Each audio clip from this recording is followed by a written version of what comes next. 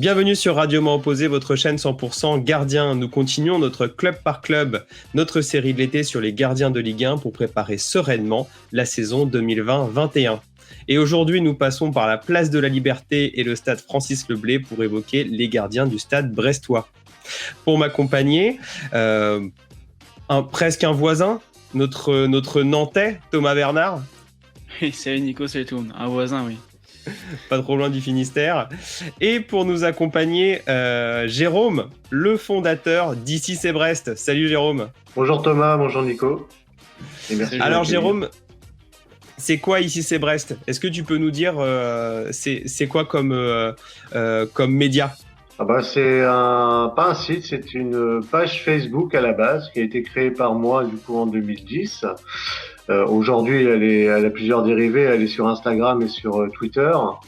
Et il y a beaucoup de passionnés du coup qui suivaient la page depuis le début, qui m'ont rejoint. Je pense à Lani, qui est vraiment une encyclopédie du stade brestois depuis les années 70. Johan, Nico aujourd'hui qui est journaliste, Erwan, Nicolas qui est notre graphiste aussi. Voilà, il y a plein de passionnés du stade brestois qui m'ont rejoint dans cette aventure et ça dure depuis 10 ans. Très bien, une belle équipe de passionnés qui est là pour nous donner les dernières infos du stade brestois et le point de vue des supporters sur la saison 2020-21. Mais avant de se plonger dans cette saison, nous allons faire un petit coup d'œil au poteau vers la saison de 2019-2020. Et le poteau! Le poteau qui sauve Sylvain. Le petit coup d'œil au poteau, ça permet de savoir où on est placé. Et pour le stade brestois, c'est à la 14e place du championnat au bout des 28 journées de la saison 2019-2020. On a eu également un quart de finale de Coupe de la Ligue, perdu, si je ne m'abuse, face à Lyon. Et ensuite, un 32e de finale de Coupe de France. Jérôme, première question. Es-tu satisfait de la saison des Brestois, de la première saison de la remontée du stade brestois dans l'élite? Oui, le retour en Ligue 1 s'est bien effectué. L'équipe a gardé le même mental, même si on a changé de coach, puisque Jean-Marc Furlan est parti. Du coup, Olivier Dalloglio l'a remplacé en début de saison. C'est toujours dur de reprendre une équipe quand elle vient juste de monter, c'est assez rare. Et du coup, pour l'instant, on garde cette même mentalité de jeu et les joueurs sont dans une dynamique, une bonne dynamique, je trouve. Ils ont bien démarré la saison. Ils ont gagné beaucoup de matchs à domicile, moins à l'extérieur. C'est peut-être une chose qu'il faudra améliorer l'année prochaine. Mais de cette première saison, en tout cas, je suis très très satisfait de ce Brest-là. Très bien, en effet, Francis Leblay, forteresse imprenable cette saison et forteresse qui est bien gardée par son gardien Larsonneur, qui a effectué donc 27 matchs en Ligue 1, mais également Donovan Léon qui l'a suppléé pour 2 matchs. On a eu 37 buts pris, la 14e défense de Ligue 1, 7 clean sheets, principalement à domicile, comme on l'a évoqué, 76% d'arrêt, donc 6e en Ligue 1, mais c'est celui qui en tout cas à la trêve, qui avait réalisé le plus d'arrêts en Ligue 1, et une 14e place aux notes l'équipe. Donc finalement, un petit peu 14e comme son équipe dans tous les classements de défense et de notes. Thomas, comment tu juges la première saison du jeune gardien qu'est Larsonneur? Très intéressante. On peut dire que c'est l'une des révélations de la saison, si ce n'est la révélation côté gardien.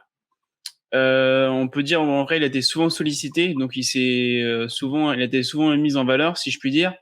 Il a démontré ses qualités, donc on détaillera ça tout à l'heure au niveau du profil technique. Mais là en tête, j'ai plusieurs matchs qui me viennent à l'esprit pour illustrer un peu sa bonne saison.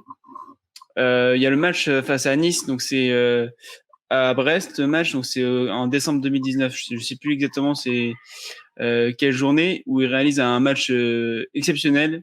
et en fait il pousse tout et en deuxième mi-temps, Brest est vraiment dominé par Nice et si Brest parvient à préserver sa cage à violet et conserver ce point du match nul, si je puis dire, et ben c'est en grande partie grâce aux arrêts de Larsonneur qui étaient très spectaculaires sur ce match-là et surtout très efficaces. Hein. C'est pas des arrêts juste spectaculaires, c'était des arrêts appropriés vu de la situation. Donc souvent des claquettes en lucarne, main opposée, plusieurs arrêts de grande classe. Et autrement, il y a aussi un arrêt qui est peut-être l'un des plus beaux de la saison. Après, il faudrait voir si c'est le plus beau. Face à Koulibaly de Nantes, donc à Brest, là encore, le match à Francis Leblay, où Koulibaly il est à bout portant, hein, il est à 2-3 mètres, hein, grosso modo, de l'Arseneur. Et là, d'un arrêt réflexe splendide, il sort le ballon, même Koulibaly n'en revient pas. Même, je pense que même les supporters de Brest ont été surpris. Comme on dit, là, il a arrêté un but, hein, si je puis dire ainsi, hein, parce que le but était tout fait. Donc moi je trouve en plus qu'il a progressé. Il a connu un peu de comme son équipe, hein, il s'est adapté à la Ligue 1. Le début était pas si bon que cela, si je puis dire, mais par la suite il a progressé, il s'est mis au niveau de la Ligue 1 et il a comment dire pour nous à main opposée qui sont les gardiens, il nous a vraiment fait plaisir. Et donc ça demande confirmation. Donc on verra par la suite, mais en tout cas pour une première saison en Ligue 1, c'est plutôt réussi. En effet, pour compléter, avant de te demander tes impressions, Jérôme, moi j'ai également deux autres matchs pour compléter. Il y a eu le match à Marseille, qui est du coup très important pour lui, lui qui est fan de Steve Mandanda, comme tu me l'évoquais en off, où il a été plutôt bon au Vélodrome et où les supporters marseillais ont même vu peut-être un potentiel héritier, on l'évoquera tout à l'heure. Et il y a également eu ce match à Angers, qui est pour moi le tournant du début de saison brestois, où il effectue beaucoup d'arrêts contre, on va dire, une équipe du standing de Brest, en tout cas ce que peut devenir Brest après quelques saisons en Ligue 1, c'est-à-dire un bon club de Ligue 1 avec une belle identité de jeu. Et ils ont réussi à battre Angers au stade Raymond Kopa. Alors, je sais plus si c'était à Raymond Kopa ou à Francis Leblay, mais pour moi, c'était à Raymond Kopa. Et où finalement, l'Arseneur sauve tout jusqu'à, je pense, un but de Yohan Cour ou de Cardona. Pour battre Angers en fin de deuxième mi-temps. Toi, est-ce que tu as la même lecture que nous, Jérôme, sur la première saison de l'Arseneur, qui est finalement une belle première saison d'apprentissage qui évoque vraiment de beaux horizons par la suite? Avec Gauthier Larsonneur, en fait, tout a été très vite. Gauthier s'est retrouvé en Ligue 2, propulsé premier gardien, enfin première place, titulaire, suite à la blessure de Julien Fabry, un ancien Marseillais. Et Donovan Léon, du coup, s'est retrouvé aussi en place de numéro 2. Et voilà, il a démarré un petit peu comme ça, et du coup, Jean-Marc Furlan l'a conservé sa place de numéro 1, et je crois qu'il l'a conservé pendant 2 saisons, jusqu'à la montée en Ligue 1. Moi, évidemment, cette première saison, je suis content, parce qu'il s'est mis au diapason aussi de l'équipe. Il a amélioré, c'est un travailleur, Gauthier Larsonneur. Il a amélioré encore son niveau, ses performances, sa lecture du jeu. Pour moi, voilà, la marge de progression, elle est encore possible. Je pense que c'est un gardien qui peut devenir un gardien de grand club. C'est pas que Brest c'est un petit club, mais voilà, il y a les grands clubs européens, ça peut devenir un grand gardien. D'accord. Bon, en tout cas, très bien. Mais justement, on va en discuter dans le plongeon dans la saison à venir pour plonger dans cette saison 2020-21. Oh oui, Greg, il la sort! Oh oui, m'a opposé Richard. Et quand on se plonge dans la saison 2020-21 de Brest, on se rend compte que nous avons un effectif gardien qui a un petit peu changé par rapport au début de la saison passée, avec Sébastien Cibois, arrivé en numéro 2 à la trêve hivernale, 22 ans, 1m92, qui a signé jusqu'en 2022 en provenance du PSG. Le gardien numéro 1, Gauthier Larsonneur, donc 23 ans, 1m81, qui a signé, enfin qui a signé, qui a re-signé jusqu'en 2023. Donc Brest a sécurisé Gauthier Larsonneur au niveau de son contrat. Et enfin, en numéro 3, et on va y revenir, pour le moment, c'est Titouan Guéguin, 20 ans, 1m85, donc qui est le gardien de la N3, mais Brest est en train de rechercher un numéro 3 car pour le moment il a un contrat amateur. L'entraîneur des gardiens, c'est Julien Lachuer, et le coach toujours Olivier Dalloglio. Donc on va avoir plusieurs débats sur cet effectif gardien. Le premier, c'est à propos du plan de carrière de Larsonneur. Donc tu évoquais le fait que c'est un gardien qui est arrivé, on va dire un petit peu par hasard en Ligue 2 suite à une blessure, qui a été propulsé très vite pendant 2 ans, qui a beaucoup travaillé. Toi, Jérôme, tu le vois encore faire combien d'années à Brest? Bah, il vient de re-signer, donc on l'a dit, jusqu'en 2023. Du coup, là, pour l'instant, il est vraiment identifié à Brest. C'est vraiment le gardien local de la formation brestoise. Lui, je pense aussi, il a, pour moi, il a tout intérêt, en tout cas, à rester encore voire 2 ans. Et puis peut-être rechercher un grand club, justement. Il a cette envie aussi de voir ailleurs et de voir plus grand. Il est, on le sait, international espoir auprès de Paul Bernardoni. Son objectif cet été, c'était les Jeux Olympiques. Et malheureusement, hein, comme tout le monde le sait, les Jeux Olympiques ont été annulés. Ils sont reportés à l'année prochaine. Mais il a cet objectif de faire partie de cette équipe olympique comme gardien. En effet, c'est un bel objectif, et notamment tu évoquais le fait qu'il soit un enfant de la formation brestoise. Moi, j'avais lu notamment que ses parents étaient toujours poissonniers sur le port, et qu'il aidait quand il avait le temps, toujours à la vente, à la sortie de la pêche. Oui, bah ça fait ça fait les reportages d'ailleurs de BN Sport l'ont fait. Enfin, il y a beaucoup Évidemment. d'émissions qui ont cherché un petit peu à connaître le personnage. Et c'est vrai qu'il le dit lui-même, pour garder les pieds sur terre, rien de mieux que de rester confronté à la réalité, à la famille, aux amis. Et du coup, il envoie souvent même quelques joueurs avec lui. Julien Faussurier fait souvent le marché, vend les poissons avec lui.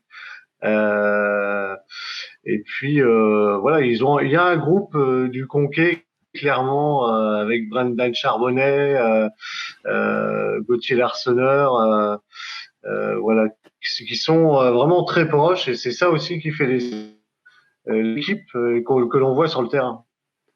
Et voilà, justement, c'est avant de venir à son profil technique, pour moi, d'abord, Larsonneur, je pense, en tout cas, moi, je le vois vraiment comme un leader. Est-ce que c'est le cas dans le vestiaire? Moi, je pense que oui. Quelque part, il a, comme je disais, il y a une identité, parce qu'il y a plusieurs joueurs de la formation brestoise, hein, que ce soit Chardonnay, lui, Mbok. Il y a plein de jeunes de la formation. Du coup, il y a encore des contrats pro qui ont été signés, ça gère pro cette saison.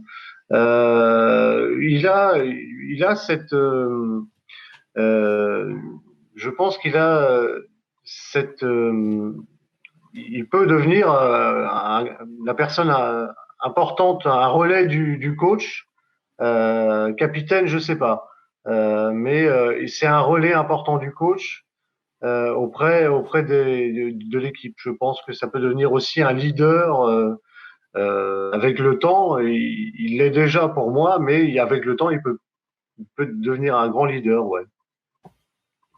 En effet, donc très bien. Donc on a ce profil de leader. Et Thomas, est-ce que tu peux nous décrire son profil technique? Alors déjà, c'est un gardien assez vif, qui dispose d'une très bonne détente, hein. Donc même malgré sa petite taille, si je puis dire, entre guillemets, à l'échelle des gardiens, il est capable de s'interposer dans le domaine aérien. Et moi, ce que j'aime bien chez lui, c'est son orientation et son placement, qui lui permet de compenser justement ce déficit de taille, entre guillemets. Et donc souvent, on dit, bon, les petits gardiens, ils ont du mal dans le domaine aérien. Lui, c'est pas trop le cas, même s'il y a une marge de progression tout de même, hein. Alors Mais oui, parce que moi j'ai notamment vu, c'était le premier match face à Toulouse, où il y a plusieurs moments où il est sorti et puis il a regardé, comme on dit, les mouches volées ou l'avion volé au-dessus de lui. ouais, mais tu as vu ça justement, comme je disais tout à l'heure, c'est le début de saison. Et là, tu as vu Début un de peu saison. la progression quand même, et, l'adaptation à la Ligue 1 également, et puis le travail qu'il a effectué avec Julien Lachuer. Et c'est le signe aussi on va dire des gardiens qui ambitionnent voilà, le haut niveau, c'est de savoir un peu connaître voilà, là où il faut progresser, les éléments où il faut travailler. Donc c'est ce qu'il fait. Et moi aussi, j'ai pu voir sur RMC Sport, il y avait un reportage d'une séance inside avec lui et Julien Lachuer. Et tu voyais un peu les méthodes d'entraînement de Julien Lachuer qui étaient très intéressants. En fait, lui, c'est l'objectif de Lachuer. Et ce qu'il disait, c'est que moi, mes gardiens, je veux travailler leur qualité, que vraiment leur qualité soit vraiment développée. Et en travaillant ces qualités, en fait, les défauts, ils sont compensés également et ils progressent également dans ces domaines-là. Et donc la méthodologie de Lachuer, c'est beaucoup à partir des situations de match, ce qui est pas très courant en France encore actuellement. Ça commence à venir, donc c'est plutôt bien. Et l'entraînement était très intéressant. Vous pouvez le retrouver sur YouTube, hein, si vous voulez, si vous êtes intéressé, c'est plutôt intéressant. Ouais, après le jeu au pied est plutôt pas mal aussi pour l'Arsenal, hein, pour revenir un peu au profil technique. Même si je trouve que parfois il était un peu trop irrégulier sur le jeu long. Manque un peu de justesse, mais ça va venir, je pense. Puis il dit à lui-même, il aime jouer au ballon, c'est un gamin assez joueur. Enfin, ça va un peu son caractère, hein, un peu comment il est, comment il se comporte sur le terrain. Donc, profil technique intéressant, grosse marge de progression et qui détonne un peu dans le paysage, je vais dire, français des gardiens, où vraiment, c'est assez rare d'avoir des gardiens comme ça, assez joueurs et qui sont très bons, on va dire, dans le niveau de leur placement. Et lui, en plus, il compense aussi avec ses sorties en croix, qu'il maîtrise plutôt bien, ce qui n'est pas chose voilà, qui est fait franchement par tous les gardiens, les jeunes gardiens en Ligue 1. C'est vrai qu'il me donne l'image, donc on l'évoquait avec son charisme et surtout avec sa tonicité d'un puncher. C'est-à-dire c'est quelqu'un qui va rentrer dans les actions, qui va suppléer sa défense, qui est toujours très près donc très proche du ballon. Moi j'ai même vu des fois des situations où je pense qu'il doit gagner en expérience, parce que là où on voit les grands gardiens, c'est les gardiens qui font le moins de gestes possibles pour arriver au résultat le plus maximisé. Elle est efficace. Ouais, c'est l'efficacité. Typiquement, on voit Navas, même si c'est un gardien qui est plutôt petit, hein, comme l'Arseneur. Navas, il fait 1m84. L'Arseneur, c'est plutôt 1m81, donc c'est des gardiens plutôt petits, mais il fait quand même beaucoup moins de gestes. Mais parce que c'est un gardien de 33 ans, bientôt 34 ans. Et c'est vrai que je pense que Gauthier Larsonneur a cette marge de projection-là. Bon, ensuite, il grandira plus. Donc, très clairement, on sait que quand tu prends l'Arseneur, en effet, tu as un gardien plutôt petit. Néanmoins, comme tu l'as dit, il compense avec sa détente. Mais c'est pour moi ce qu'il a déjà, et je pense que c'est ce qu'on avait évoqué côté Bernardoni, c'est vraiment ce côté leader de sa défense. C'est pas un gardien, on va dire... c'est pas un gardien passif, voilà.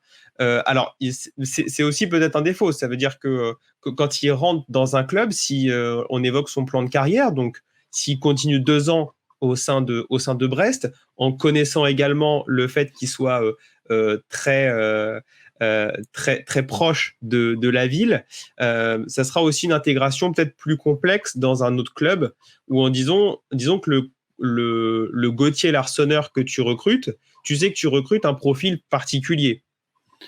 Oui, mais après, moi, personnellement, je suis toujours fan des gardiens qui s'imposent dans un club. Pour moi, un gardien doit être le leader de sa défense, donc il faut montrer son caractère. Et puis, dans les grands clubs, si un gardien n'a pas de caractère, bah, tu le vois récemment avec Kepa et Chelsea, bah, il se fait manger et il a plus confiance en lui.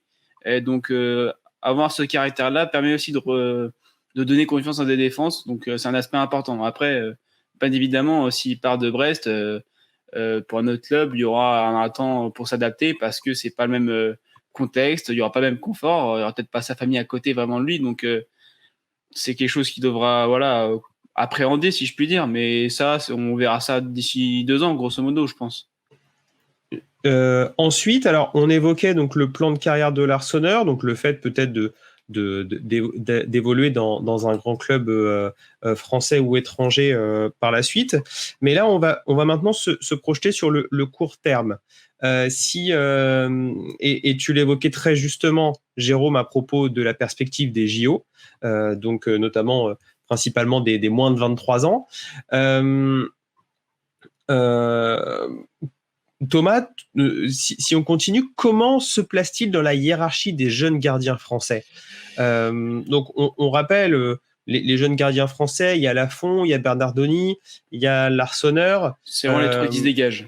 On peut aussi penser à Maignan, qui est un peu plus vieux, mais on peut commencer à le jauger vis-à-vis de Maignan, parce que l'objectif à la fin, c'est l'équipe de France. Toi, comment tu le places vis-à-vis de ces jeunes gardiens?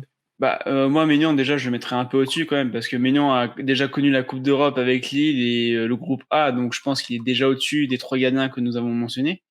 Mais honnêtement, si je devais faire un petit classement vite fait des 3 qu'on a cités, je mettrais 1 Bernardoni, 2 Larsonneur et 3 Lafont. Pourquoi? Parce que déjà, Bernardoni et Larsonneur, pardon, ils ont un caractère assez semblable et je trouve ça c'est très important pour un gardien, ce que n'a pas forcément encore Lafont. Et en plus, je trouve que en termes de technique, en termes de gardien, il y a plus de choses positives chez eux pour l'instant. Après, le choix de Ripoll, je pense que si Bernardoni fait une bonne saison à Angers, je vois pas pourquoi Bernardoni ne ferait pas les JO. Mais en tout cas, si vraiment tu me devais dire entre qui ça a joué la place pour les Jeux Olympiques, ce sera Bernardoni ou Larsonneur. Si je résume, ce que tu évoques, c'est que Bernardoni, en tout cas moi, comment je le vois, c'est qu'il a un profil où avec des plus longs bras, avec on va dire un profil moins bon techniquement peut-être que Gauthier Larsonneur. Je trouve Gauthier Larsonneur peut-être techniquement plus plus propre que Bernardoni. Notamment au niveau du jeu au pied, au niveau également même de l'arsenal des gardiens.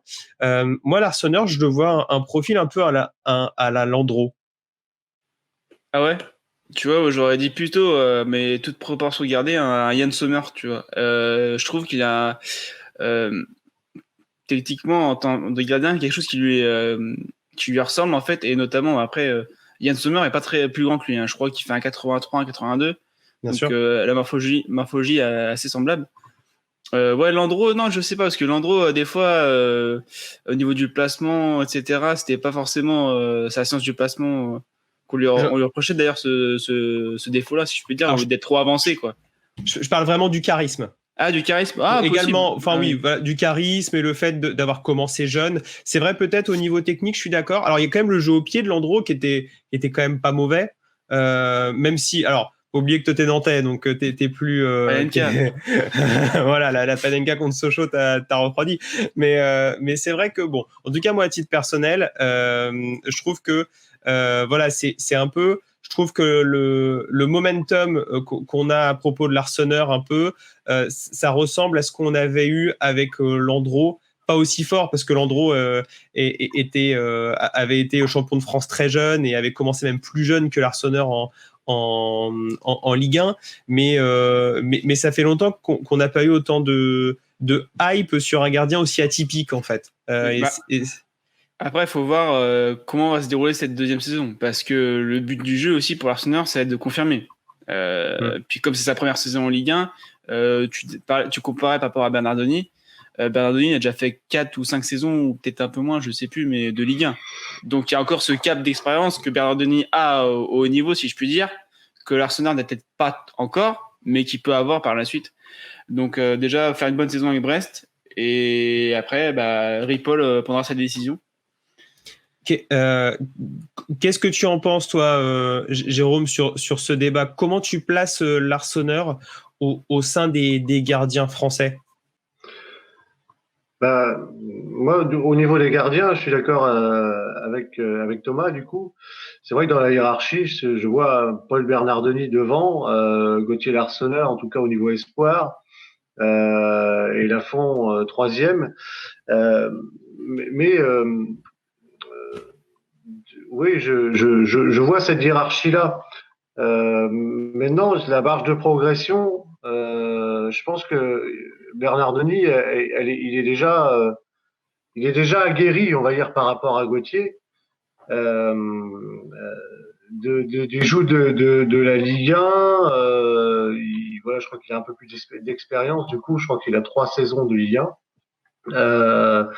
Et du coup, oui, dans la hiérarchie pour Ripoll, je pense qu'il est, oui, il est devant Gauthier Larsonneur. Maintenant, ça va dépendre de la saison des deux gardiens.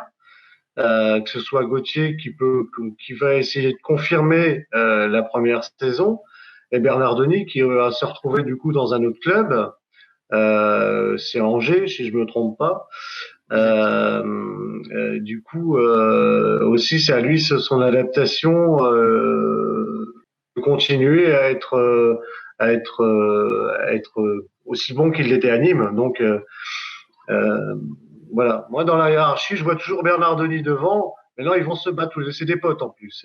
Ça arrange super bien. Du coup, voilà, ça va être cette saison que ça va se décider. Ça va être dur pour Ripoll, je pense. Continuons nos débats maintenant avec la place de numéro 3. En effet, on a à Brest Sébastien Cibois en numéro 2 et Titouan Guéguin en numéro 3, mais le club se met à la recherche d'un numéro 3. Pour toi, quel serait le profil idoine pour être numéro 3, Jérôme? On a 2 très jeunes gardiens. On a Gauthier Larsonneur, donc qui confirme sa saison et son évolution. Et puis on a recruté Cibois à l'intersaison, qui était le 3e gardien du PSG derrière Buffon du coup, on a 2 profils très jeunes, assez différents, je trouve, moi. On a un grand gardien avec Cibois, du coup, un gardien un petit peu plus petit.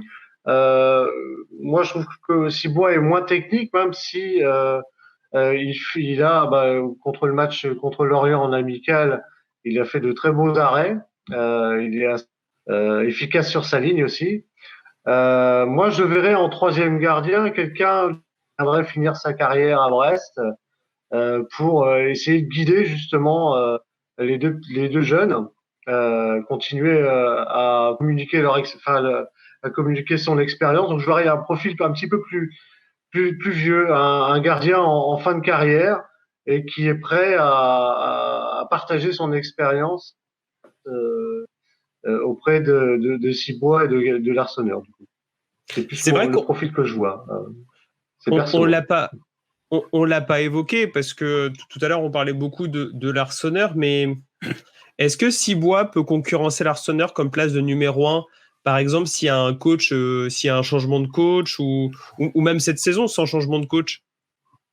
Moi, je pense pas. Je pense pas parce que voilà, il y a quand même un gap. Et puis Larsonneur est comme disait Jérôme, on va dire quelqu'un de très important dans le vestiaire brestois. Donc, si à l'avenir un autre entraîneur que Deloglio devait venir et ferait ce changement, il serait peut-être en difficulté déjà dans le vestiaire. Donc, ce serait pas très politique, si je puis dire, de prendre cette décision.